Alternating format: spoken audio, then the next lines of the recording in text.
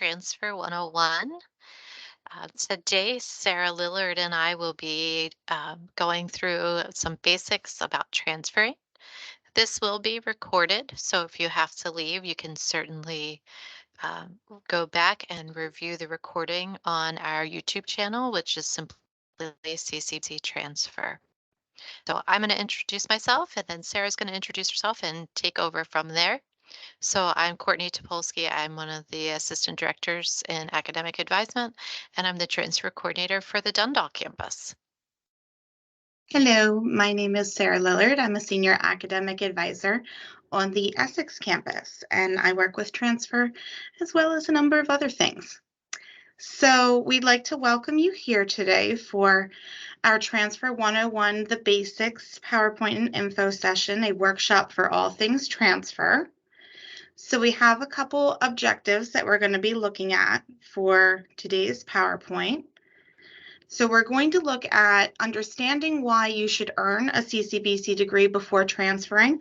So why is that important? We're going to look a little deeper into the benefits and why that may be a choice that you make. Becoming familiar with the three-step transfer process. What steps do you need to take to have a nice, clean, orderly transfer that feels well thought out and organized for yourself? Knowing the key information needed for a successful transfer experience. So what things should you be looking at? What's going to make this go as smoothly as possible for you? Learning about the different resources available to you, because there are tons and they're not always super simple to find. So having it all kind of played out might be a good first step for some of you to kind of see what your options are. And then, of course, becoming knowledgeable about financial aid and scholarships, because who doesn't like to know about that? I know I do. Okay, so looking at 5 reasons to complete a CCBC degree before transferring. So it may be super tempting to just be like, I just want to get to the 4-year. That's what I want to do. I cannot wait. And while there may be some benefits to that for some people, there are some really awesome reasons to complete a CCBC degree before transferring. One of them is, of course, cost. Cost at a 2-year is significantly lower in most cases than that at a 4-year, especially for the general education and the first classes you may be getting as you build your degree in your courses. Time, it can save time. There are some great agreements and partnerships that we're a part of in a couple different places. We're going to be talking about some of them today, especially Degrees to Succeed. Marketable credential. What that means is that you'll already have a degree while you're working on the rest of your degree. So that may allow you to move up in a job you already have, or depending on what kind of degree you may have gotten at CCBC, you may even have a certification for a position at the entry level in a career that you're interested in. Completion benefits. So what that means is transfer of credits, scholarship. So what that means to you is when you're looking at degree completion at a 2-year such as CCBC, oftentimes such as in Maryland, and we'll see a little bit more of this later, there are some incentives to having that completed and total degree for transfer and the transfer of credits, something we call articulation of credits. And then, of course, scholarships that may only be available to completed degree scholarship students. And then, of course, there are a number of opportunities, so network opportunities, different careers, different people you may meet as you're here. There's a lot of good reasons to look at completing a degree before that transfer. So in looking at this very neat and tidy 3-step transfer process, the first step, of course, is to explore. So explore your options, explore what's important to you, not just career-wise or educationally-wise, but also where are you going to be spending your time? What schools hold the incentives and the extra things that you're looking for?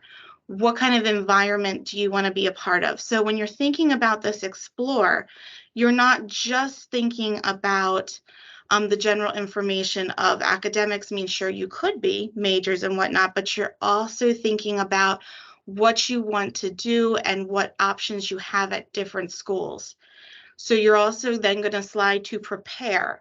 So how are you going to be preparing? You're going to need to look at timelines. You're going to need to look at processes between different schools to transfer.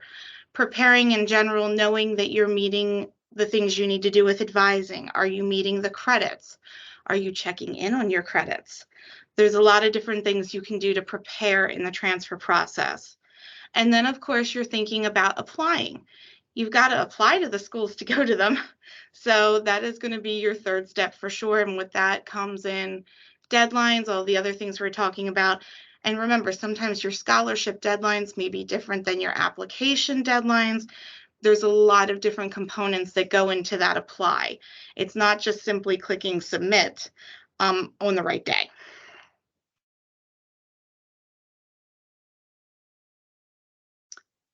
So then here we have explore. We remember that word. What to consider when you have between 0 and 12 credits. So first off, I want to really just put out there and, very firmly say it's never too early to start thinking about transfer. You do have different stages of transfer and you may be doing different things at different points, but this is not something that you want to kind of get into right as you're about to graduate. You want to start looking from the beginning. So if you're someone who's here and you're between 0 and 12 and you're saying to yourself, I've never thought of this is your cue to start definitely considering some of these things. And if you happen to be someone who is above 12 and you're looking at this and you're thinking, I never thought about any of this, just consider this your reminder. Now is the time. So some important factors when you're thinking about where you may want to explore for a transfer school. Programs of study. Not all schools have every program of study. So it's very, very important to you to ensure that the school that you're looking for or looking at or maybe interested in actually has what you would like to do for a degree.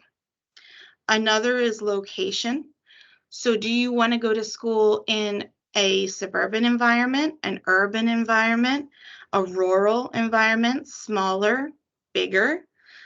There's a ton of different options here, and that can all play in to your experience as a student and what your expectations, if they feel met or if you feel like something is lacking in your experience. So you definitely want to consider those things. Additional things, of course, to think about: cost, how you plan on paying for college. There's a lot of different ways. We're going to see some of them today, but you do want to turn over what's going to be accessible and the best options for you. Availability of housing. Do you want to be a commuter student? Do you want to be a residential student? Sometimes this can really vary with the availability of housing on campuses. Not all schools have transfer housing, and if they do, it may be a small amount. So if that's something that's important to you, you want to check on that and even the deadlines associated with it. Athletics, any kind of clubs, campus life, all those sorts of things, these things that may be important to you, different internship opportunities, graduate programs. So some schools may have programs that conveniently kind of take you straight from bachelor's into a master's. Some schools may not have the master's program you're looking for directly right after. You may end up somewhere else. So you may want to see those different things. And of course, accreditation. If you don't know this word accreditation, it's one that you definitely want to get familiar with. You want to make sure all your hard work, these things that you're doing, that the school that you're getting your degree or certification from is accredited in the particular area you're interested in.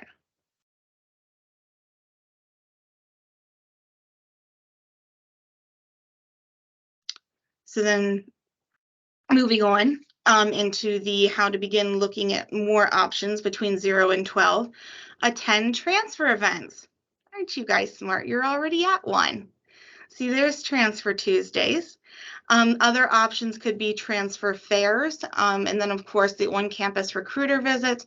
You may have seen individuals at different tables for different four-year schools on your campus as you're walking through buildings and changing classes.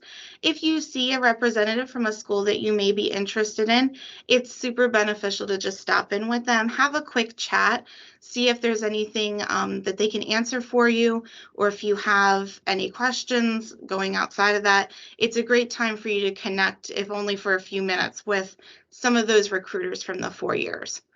We also have the Explore Degrees to Succeed partnerships. I don't know how much all of you may have heard about Degrees to Succeed yet. We have had some information sessions, and I know we have some more floating around as well. It's a really neat partnership we have with quite a few different schools that, well, we'll see more about that on the next slide. I'm going to save it till we get to the next one. For out-of-state schools, you also want to double check on your own time too, making sure you're doing your research to know all of your expectations and your credits and things like that are going to be transferring and are met. Sometimes you have to kind of get a little proactive, especially with those out-of-state ones. Okay, there's my Degrees to Succeed slide. So it's really neat program. So duly admitted to CCBC and a four-year partner of choice. Okay, so that means duly admitted means at the same time. So you would be at both schools at the same time.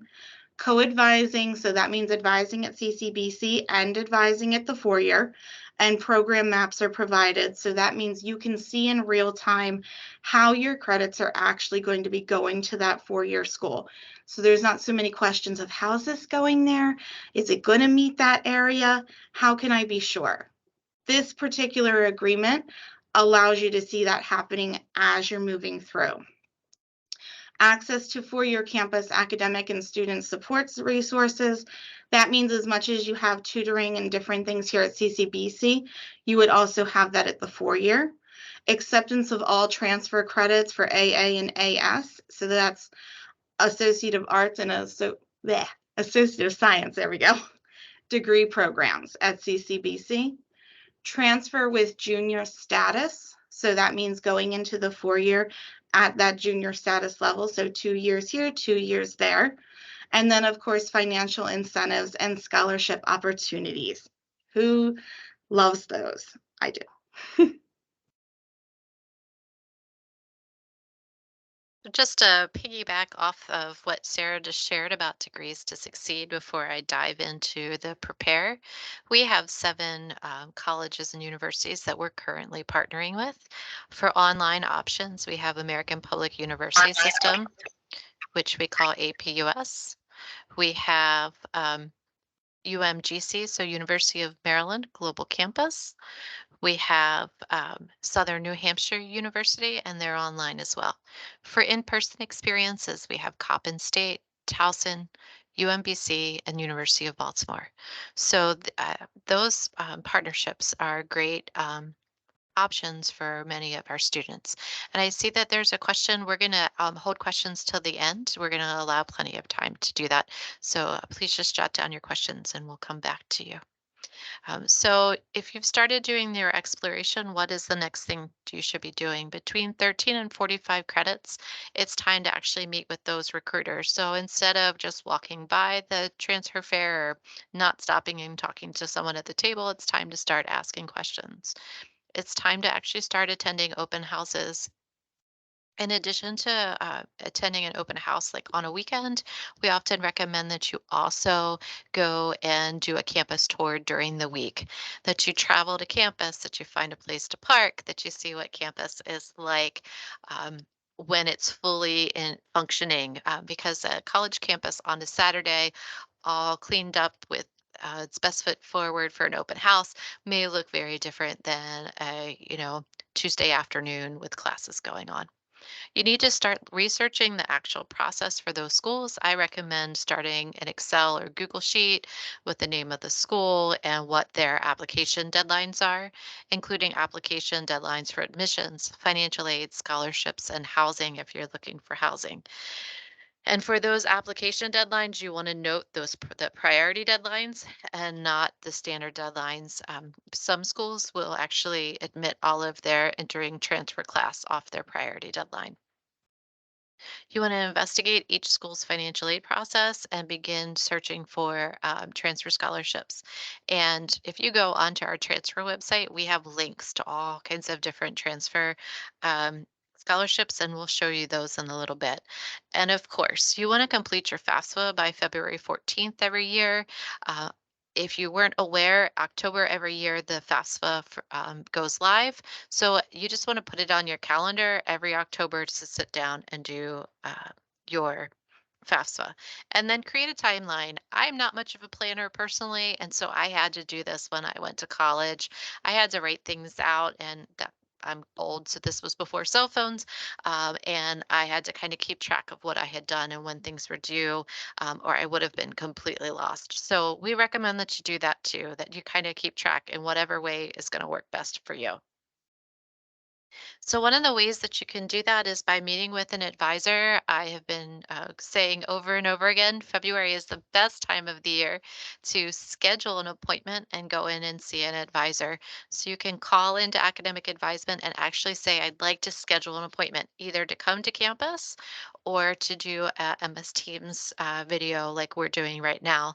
And that way the advisor can talk with you about your transfer goals and actually start your degree works plan and make sure if you have one that it's the most up to date based on where you're looking to transfer to and your requirements here at CCBC. So if you haven't fiddled with degree works, now's a good time to do that. We also have something called the articulation system for the state of Maryland. I'm going to be very forthright and let you know that it is in the process of being updated. And so I really want you to know that you may find that you go into it, the school that you're looking at, their information isn't there. And so that's really why it's a good idea right now to talk with an advisor and have them help you through this. But in general, for ArtsIS, you can see what schools have what majors. For example, did you know that UMBC doesn't have a business program? If you wanted to go there and study business, you could do business technology or you could do financial economics, but you can't do a traditional business program. So not all schools have all programs. Um, so that's just something for you to be aware of. And Sarah, I believe this is you. So applying things to do when you have between 45 and 60 plus credits. So you want to think about not just the original school you may have your heart set on. You want to think about a good range of applying to about 3 to 5 schools. It's important to have options. It may not be your initial first choice that you always are accepted to. So you want to have additional options that you also feel fondly towards. You also may find that some schools have different programs and you're curious about a number of different settings. So it's perfectly okay and advisable to apply to more than one school. You may also add the transfer school codes to your FAFSA. So what that means for you is when you're submitting your FAFSA on that deadline and you're getting that through, at that point, you're also including all of those different schools that may be options for you. So you're able to see the financial aid package and offerings for each of those options. If you don't include all of the codes, then you may have incomplete information from some of the schools that you've applied to. That's why it's important to make sure you have all of them there. If required, submit the CSS profile. And I believe we have a slide coming up for that also, a bit more information on that CSS profile. And then applying for scholarships, February and May for August. I'm sorry, February for May and August grads, my apologies, and October for December, January grads. You want to make sure you stay on those scholarship deadlines, and you're going to be checking those options out too through some of the links that we have for you today. It's important to look at if any of the scholarships need individual requirements or different information. You're also going to be I cannot speak today. I apologize. You're going to want to request official transcripts from CCBC to send to these different four-year schools so they're able to start evaluating your credits. Also, you're going to submit any documentation for credit earned through prior learning. That means CLEP, DSST, AP, IB, or military experience. Keep in mind that even if you feel that these credits may be posted on your CCBC transcript, it is not the same as the receiving school. That would be the school that you're applying to, receiving an official documentation of those credits. In order to have credits articulated, so accepted into a school, it has to be sent from official, the organization itself.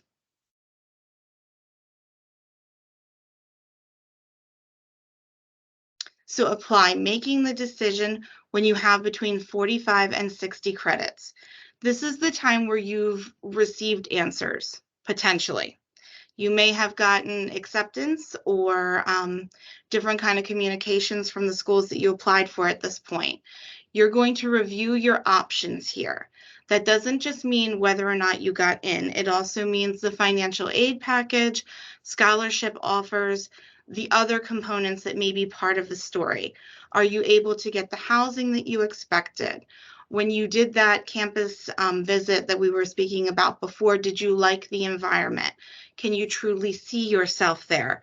You want to make those final decisions and those final thought processes as you're going through here. Accept admission, financial aid, and scholarships. So if you've made your decision, yay you, congratulations, and you've decided on a school, you're going to do that acceptance.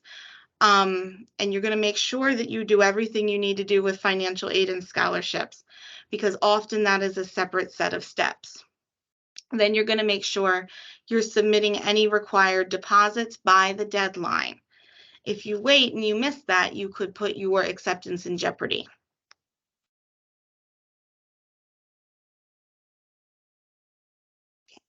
So final semester reminders, okay?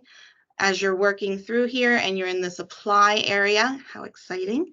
You want to see an advisor for a pre-graduation audit, as Courtney was discussing over the last few slides. That's going to be super important. You don't want any surprises. You want to know exactly how everything looks from CCBC so you can be confident in your graduation. You're going to apply for graduation. Please don't apply for don't forget to apply for graduation. People sometimes do forget that. It is a separate process on a separate form, and you do need to do it if you want to graduate from CCBC. Request that final transcript after final grades and the degree has been posted. And of course, inquire about orientation and registration at your transfer institution. Okay. Then we've got key things to know, credits.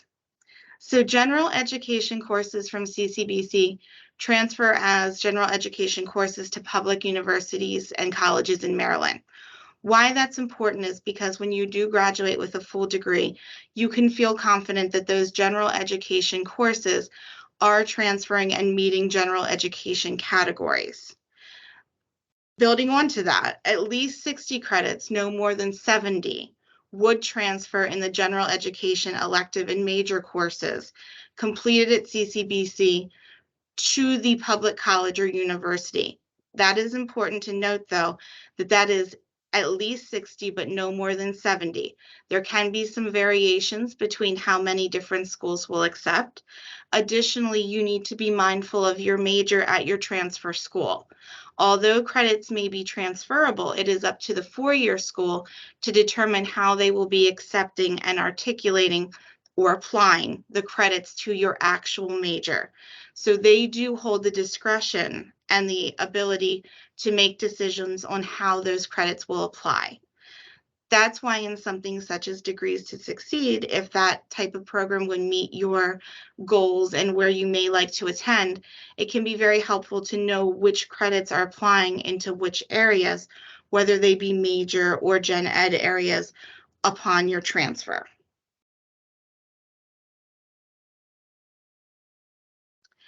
So key things to know here, transfer versus career programs.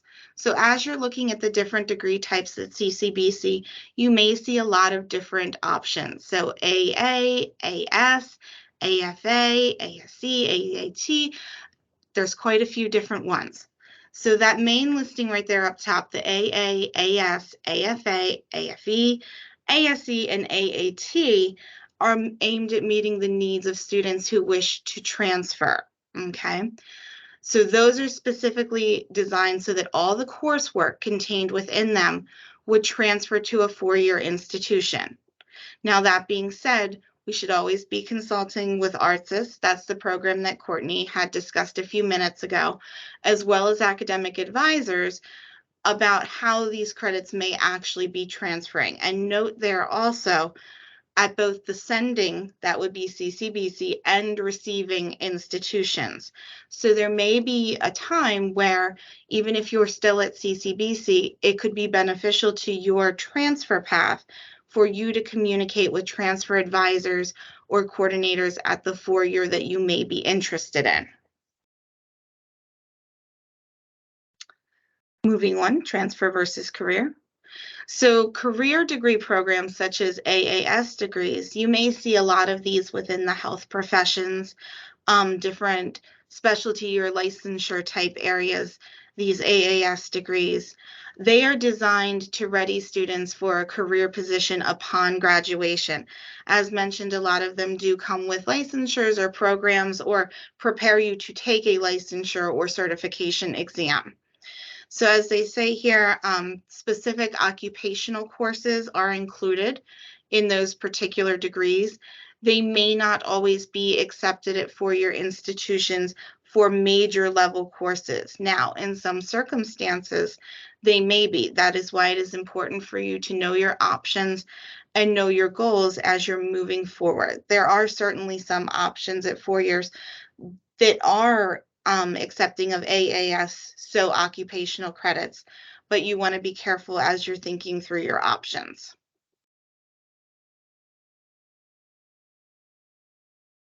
And here we just have some transfer resources. There's quite a few here, everything from requesting your CCBC transcript to looking at majors and plans with ARTSIS, HBCU options, transfer research guides, and of course, College Board and the Common App fee waiver that can be very helpful depending on where you're considering, and Phi Theta Kappa as well. And of course, Peterson's Guide to College. Some different options there. And all of those are links off of our website. So I just want to take just a moment and show you that. Sorry, let me shrink what I was working on. Um, of course, nothing wants to work the way I want it to today. Give me just a second.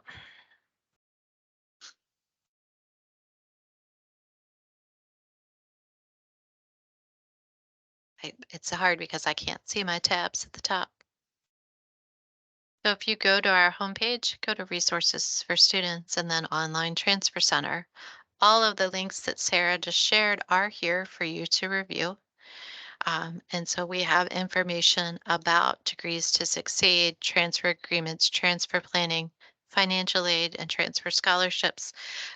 We have links for ARTSIS, understanding terminology, how to request your transcript. So it's all right there, and nothing is hidden, and we want you to make sure that you feel comfortable using that information.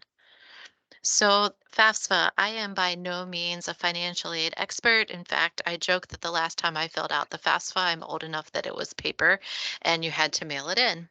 But as I mentioned before, every year you want to do your FAFSA, which opens on October 1st. You can include up to 10 schools on your FAFSA.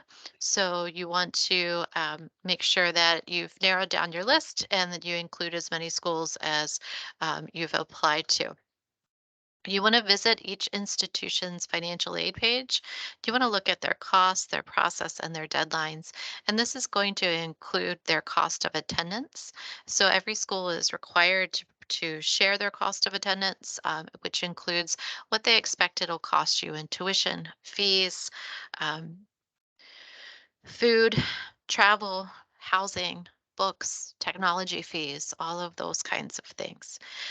And what's important to know is that if you are full Pell eligible at CCBC, you are likely to still be full Pell eligible at the university, but that Pell eligibility is not going to cover the full cost at the university, and that most universities are at least 3 times the cost of CCBC.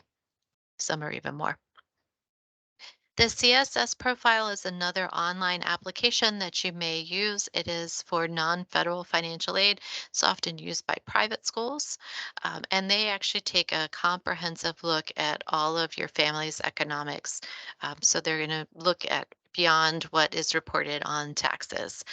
So just know that you could attend a school or be interested in a school that requires you to complete the CSS profile as well. So federal Pell Grants, right, they're based on need. So they're based on family income. They're federal direct loans, and then they're direct student loans. Subsidized loans are based on your financial need and eligibility. Unsubsidized is not based on financial need. Direct Parent Plus loans is based on a credit check with the people who claim you on their taxes. And then a lot of students are eligible for federal work study, which is part-time jobs that you get paid, but the pay money, your salary, comes from the federal government. So, for example, here at CCBC, I have 2 work studies that work for me, and the money that they get paid is actually money that comes from the federal government to CCBC into their paychecks. So we really do want you to also look into the Maryland Higher Education Commission scholarships. There are some fantastic scholarships that are out there. Many do require that you complete your degree, but there are scholarships for veterans, for transfer students, for students going into teaching, for students who work as firefighters. There are all kinds of things out there, and most have a March 1 deadline. Um, we also have financial aid scholarships that are 2+2 transfer scholarships, and these are designed under the Maryland Higher Education Commission for students who are completing that degree at CCBC or another community college and then going to a state 4-year institution. So state 4 years are schools like Frostburg, Towson, Coppin, Morgan, Bowie, UMES, Salisbury, University of Maryland, College Park. So any school that used to have state in their name, or still do, and any school that's University of Maryland at. In addition, University of Baltimore is a state institution. We also have the Regent Scholarships, which is a very prestigious scholarship. And again, you can find that direct link right off the transfer website. Many schools, as we mentioned, have institutional scholarships that can be transfer specific. So you want to make sure that you're looking, do they have general transfer? Do they have it for my major? Do they have it for women in technology and engineering? Do they have it for minority men? What are the scholarships that are out there? Most will require that you have that FAFSA completed, and that you really follow all of the deadlines. So that's why it's really important, and that's why we're talking now about doing advanced preparation. Some additional scholarships, and Sarah's, please stop me if I go too far because I don't have my slides numbered, that you want to look at are some private scholarships. The Jack Kent Cook Undergraduate Transfer Scholarship is one of the most prestigious, and we have had a number of CCBC students who've gotten this scholarship. I have a former advisee who is finishing his medical degree, and he went from CCBC to Cornell to medical school, and completely free. Using the Jack Kent Cook Scholarship. There's the Udall undergraduate. If you're a part of Phi Theta Kappa, they have scholarships and often application fee waivers. There's the American Association for Women in Community Colleges. Coca-Cola has scholarships for students. There's the Hispanic College Fund. There's the United Negro College Fund. There's the Rankin Women's Scholarships. I mean, there's all kinds of scholarships out there, but they take some work. And one of the things that I didn't mention as we went through before is that some of these will actually require that you get letters of recommendation. So even if it's your first semester, you need to start to get to know your faculty members because you want to be able to ask them to provide you a strong letter of recommendation. And I'll hop in here. So, things to know about scholarships, things to consider. Scholarships are gifts and amounts will vary. So, what that means is a scholarship is not a loan. It's more similar in structure than to a Pell Grant in that you don't have to pay it back. Some scholarships are merit-based. So what that means is some scholarships are academically based. Some of the ones that Courtney were just describing, those would fit into that category. So those are the ones you're looking at, and they may say needs a specific GPA level, or maybe part of, say, a honor society or something like that. So those are merit-based. Others may be based on financial need as determined by FAFSA or CSS. That's why it's important to complete the FAFSA or the CSS if asked of you, because there will be times where even if a scholarship comes from a private donor, so not the government or not something established in that way, it comes from a private entity, they may still be utilizing the FAFSA or the CSS profile in order to make their determination decisions. So you want to make good practice of completing those two measures if you need to. Many scholarships are geared towards specific groups of students, such as underrepresented populations, including women and minorities, non-traditional students, that may be career-changing students, or at some schools even students who are commuting or students who are returning to school, all sorts of different non-traditional type areas, veteran, active military, or military affiliated. And still other scholarships may be available even through your or your parents' place of employment. There are a number of different places that will assist their employees or the children of their employees to make it through different schools. Sometimes they are particular to certain programs or areas of study, and other times they are more broad. It would rest more in the area of what that particular employer had decided.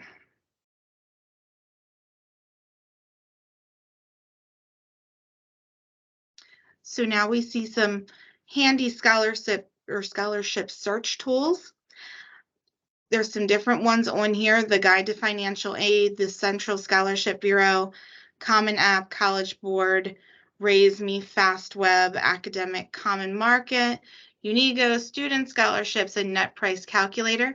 Some of these I do know are available on the CCBC website under the financial aid area. Other ones I know you can actually also access just by doing a quick Google search of different available options for financial aid or financial aid scholarship tools.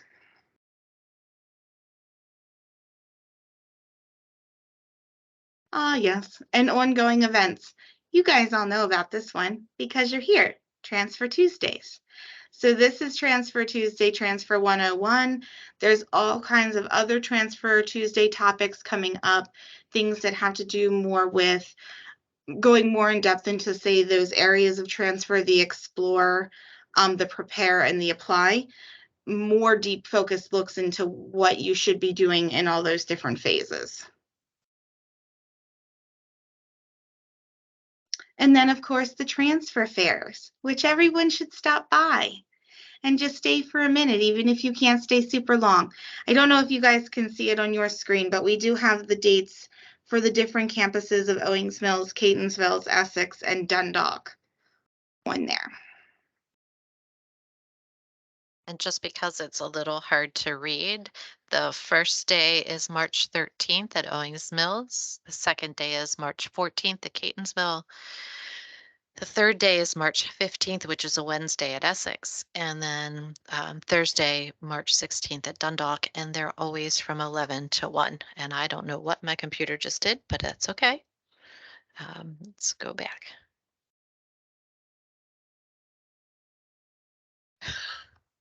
Now it's thinking, Sarah. I don't know if you can see it Okay. spinning. It's there, So but that's okay. what I wanted to show you next was our social media, and it's spinning, so we're gonna give it just a moment. Let's see if I stop presenting. If I start presenting again, if it will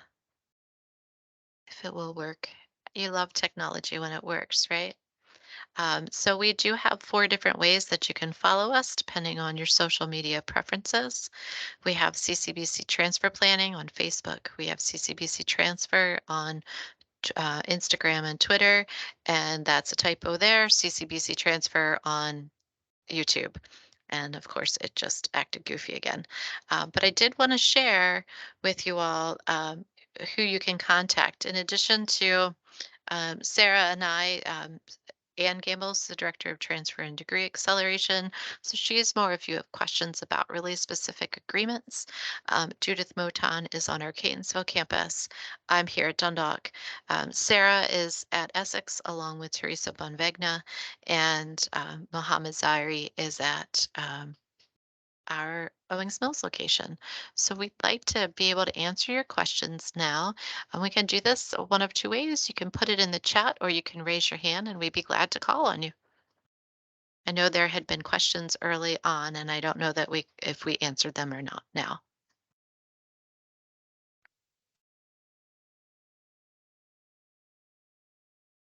Okay. Brian? Hi, can you hear me? Yes, sir. Hi. I wanted to ask on the Common App form, some universities require a college report form to be submitted by the CCBC. How can we go about that in person? Sure. So uh, first of all, if UMBC is one of your schools, while it's on the Common App, they don't require it. But otherwise, that's going to go to enrollment services, and it's something that the registrar completes. So they verify that you're in good academic and good conduct standing with CCBC.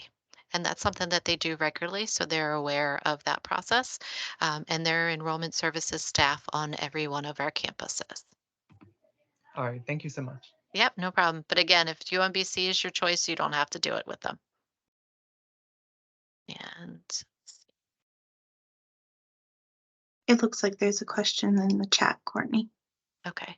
So the question is, how do AAS degrees work with Degrees to Succeed? So honestly, Degrees to Succeed was not designed for the AAS majors.